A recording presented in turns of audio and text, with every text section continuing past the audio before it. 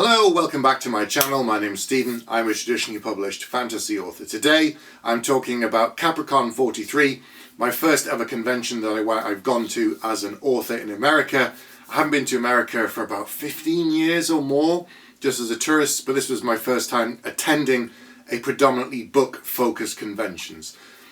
In America, like in the UK, the scene is kind of split into two things. You have the big expos, the San Diego's, the New York Comic Cons. We have big ones in London. They're in the huge exhibition centres, and that's where you can, get your photo taken with Loki and go and meet this TV star and this anime star and this voiceover star. And there's also authors, and we're in the mix, but I'm not fooling myself, and I don't think the other authors fool themselves that we're the main draw for those events. We're the nice to haves if fans get to us, which is good. We appreciate them coming to see us. I love meeting fans at those events. However, the other conventions we have in the UK and in America are the smaller ones that are usually focused around a hotel or a couple of hotels, and they're purely focused on science fiction and fantasy and horror and genre books, where there are panels, there are guest talks, there are lectures, there are workshops, and this is what Capricon 43 was this year in Chicago. I'd asked a friend previously, so thank you Patrick, about what were good events like this, and he gave me a list of a few. And I decided to attend this one in late January, early February. So I've never been to Chicago before, so that was interesting. Obviously, it was middle of winter, and yes, I know Chicago is the windy city, and yes, I know it was going to be very, very cold. I didn't realise how cold it was going to be. I got all prepared. I got my coats, thick coat, thick gloves, an extra hat and everything, and I wrapped up that first day. Actually, let's go back a step. So I flew over there, and it's 6 hours different from the UK. So when I got there, it was about 3 a.m. UK time. I then had to stay up a couple of hours to then go to bed at a reasonable time in Chicago, and I was absolutely shattered and just crashed out. Then I had a full day to myself before the convention started. So on the Wednesday, there was nothing going on. I explored a bit of Chicago. I went to some bookshops. I walked around in the cold. Yes, it was like -8, -20 with the wind chill coming off the lake. So that was fun. It certainly woke me up, that's for sure. Kind of shook off any residual jet lag that I had by having my face frozen solid and stuff. So that was good. I went to Lizzie McNeil's authentic Irish bar for lunch. That was fun. Not sure about how authentic it was or anything like that, but it was nice and the food was good. I went to some bookshops. If you've seen the other video, you can see some of the books that I picked up on my book haul on that first day. I went to Sir Barnes & Noble. I went to some independent bookshops. I signed some copies of The Coward out there for the first time ever. So that's quite a unique thing. If you get one of them from a bookshop, then you're one of the few people who've actually had it done in person. Obviously, you can get signed copies of The Coward and The Warrior and all of my other books through the Broken Binding, who ship internationally. So if you didn't get one of the ones from Chicago, that's how you can get hold of one. As you probably know, I am published by Angry Robot. My current series is over my shoulder, The Coward and the Warrior. They've just come out, and I've got a new book coming out in July. And another Angry Robot author lives in the city, and she was attending the event, so we agreed to meet up. So Thursday was the first day of the convention. I registered, got my welcome pack, and I'd signed up to do some panels and a reading and a signing session and a bunch of other things during the course of the event. So I got my schedule, and they told me where my panels were and so on, and got my badge and everything. And I met up with my fellow Angry author. Fellow Angry author? Yes, possibly quite fellow Angry author. Fellow Angry Robot author, Sarah J. Daly, whose debut book, Obsidian, came out last year, I believe. So she, if you don't know, I interviewed her back on the channel, so go back and check out this video here. You can see where I spoke to her. She was originally published through the Angry Robot Open Door submission. In the interview, she talks about how that happened, how she didn't have an agent then, but she has an agent now, which is quite interesting. So she was there. We hung around on that day. We went to some panels. I didn't actually have any myself that day, which was probably good because I was still a little bit kind of jet lagged and a bit getting used to the time difference. I hadn't slept really that well, so my equilibrium was a little bit off. But it was my first time in the city. I explored it a little bit on the previous day. It's huge. I know, Chicago's not the biggest city in America, but for me, flying over at night and seeing the scale of it is immense. And I have previously been to New York, and I kind of got a hang of it. I kind of understood New York, but Chicago, I didn't perhaps see enough of it to understand it as a city, but it was vast. The city was just immense.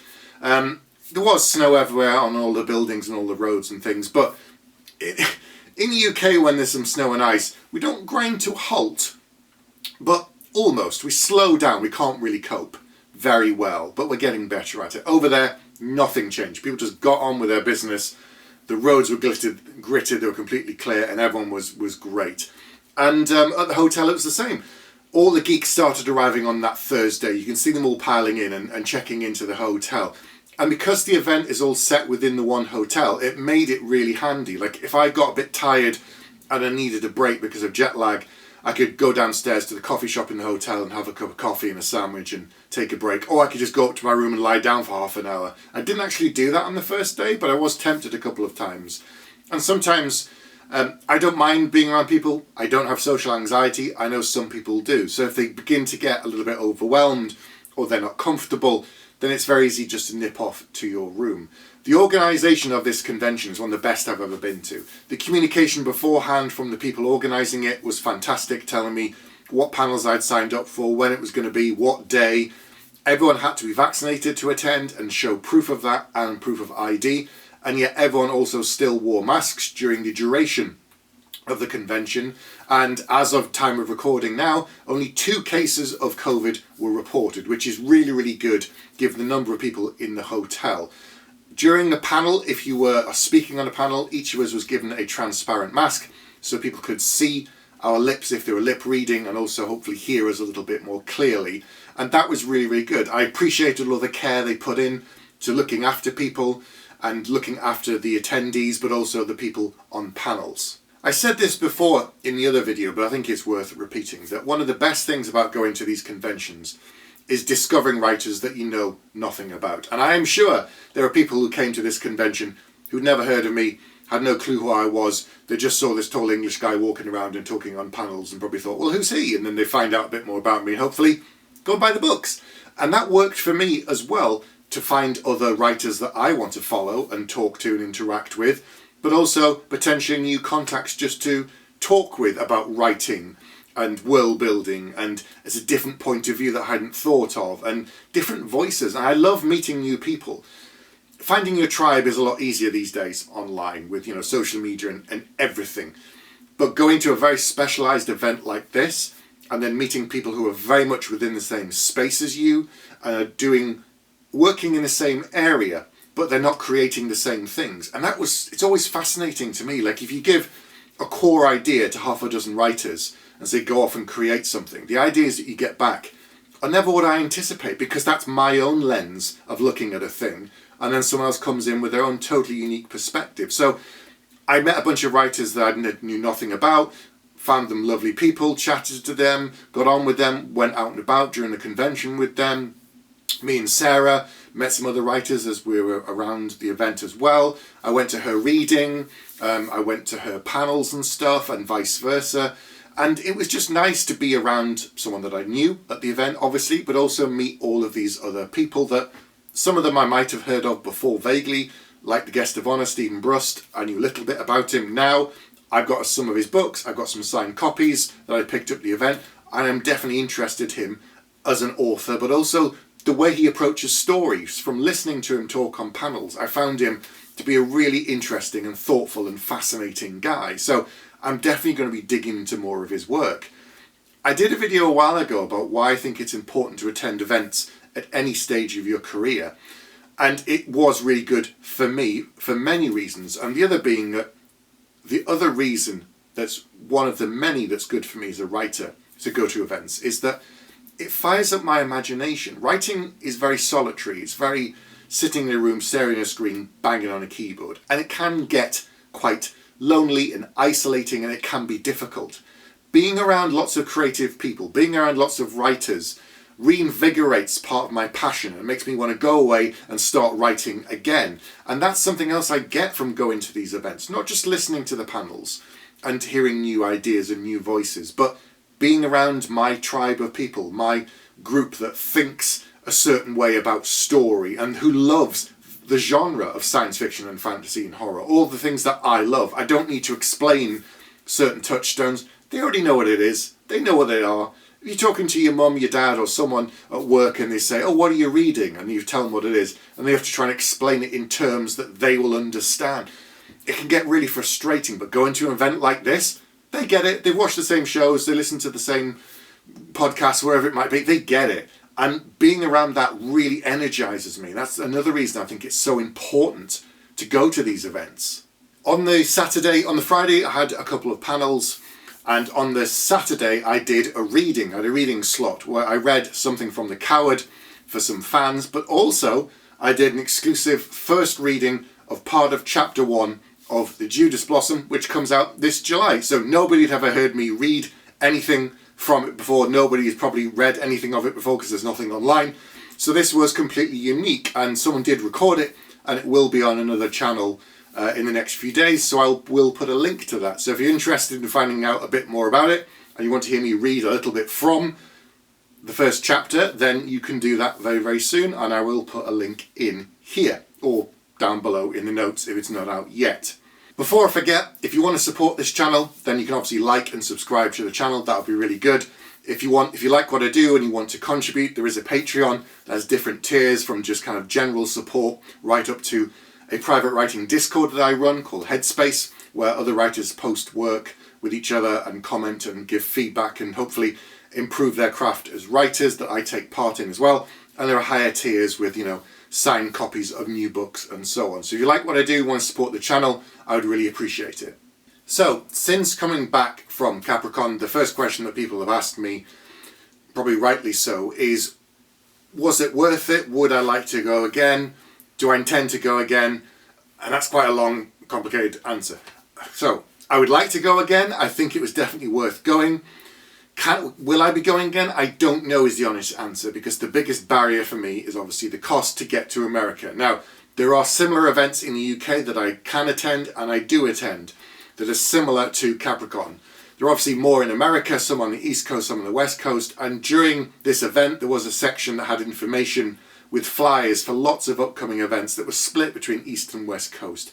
And I know there's things like BossCon, which is coming up, and there are other ones on the East Coast, and then you get sort of Mile High Con over in Denver and things like that later in the year. I think it's October. And then there's all the big expos. In the UK, the next two events I'm going to be going to are EasterCon in April, which is in Birmingham, UK, and then FantasyCon, which is in September, which also this year, coincidentally, is also in Birmingham. Both of them tend to move around the country. Going to an event like the ones in the UK or Capricon regularly, I think can be beneficial to a writer. It can get your name out to a known community that are interested in science fiction and fantasy. I think if you're local, like Sarah, who lives sort of half an hour, I think, or so away from where the event was taking place, it can be really useful for her to build up contacts. And perhaps if she doesn't know any writers locally, or wherever event you're attending that you can get to, if you don't have local contacts and local writers, I think that's really important. As useful and as nice as online relationships are with other writers, if you know someone who's 20 minutes away and you're struggling with a chapter and you say, do you want to go meet in the coffee shop and have a chat about things, and you can bash around ideas and brainstorm them back and forth, and you're sat across the table from someone, I think that's fantastic. I think it's really useful for that idea. In terms of attending events as an author and raising a profile, if you do it regularly enough, then obviously the attendees are going to get to know you. For me, as a UK author, attending UK events, hopefully people will then get to know me and want to buy the books and so on. Going to the American ones would be great. In theory, I'd go to as many as I could, as often as I could, and that would raise my profile in little parts of America at these events. But because America is so vast, it would take a long time to kind of filter through. I think in some ways you almost have to do the work and get your name out that way, and cherry pick events that if I go back in the future, I'll either go back for the social side and because I want to see more of the city or the area, or I'm interested in some of the other attendees, some of the other writers that I want to meet, or it just sounds like a really cool theme, because this year's Capricon had a particular theme, and I know they change it every year, and other events do something similar too.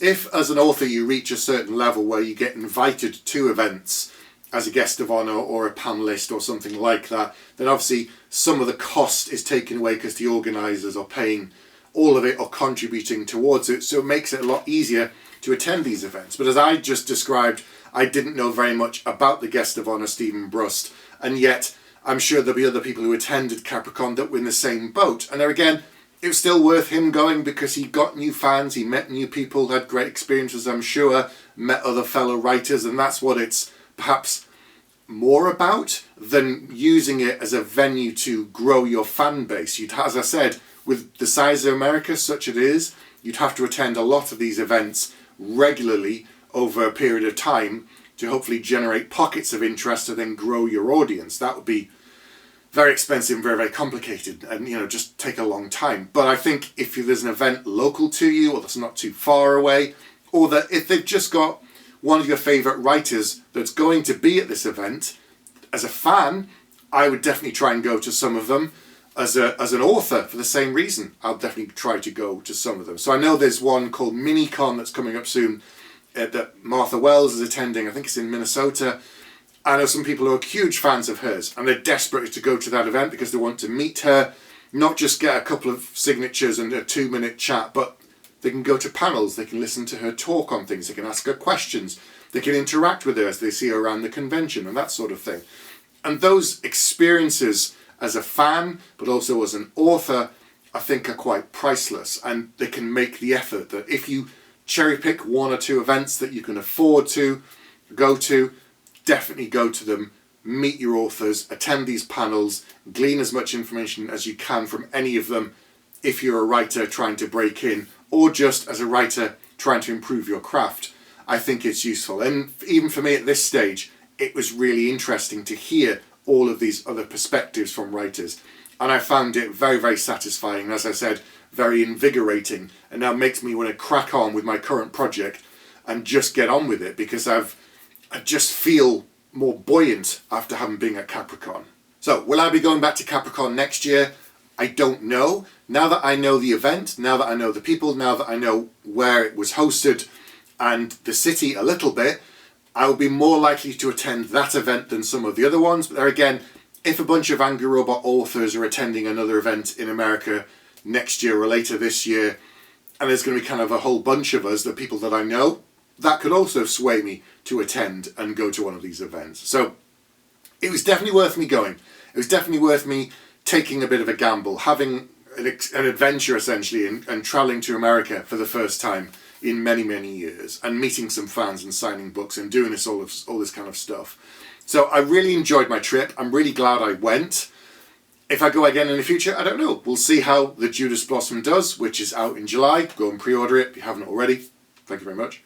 Nice little plug there. So I'm looking forward to seeing what comes in the next few months, and if the series does well, maybe I'll go back to America and do another event. Maybe I'll do some signings. It really depends on so many factors beyond my control. But in theory, I'd like to attend an event next year. I don't think I'll attend another event in America in 2023. But as I said, I am at UK conventions and I will be doing some signing events and so on closer to the launch in July. So hopefully that's been useful for you, give a bit of insight into events, what happens, what goes on, and how I think they're still beneficial at any stage of your career. But that's all I'm going to talk about today. I'll be back very soon with another video.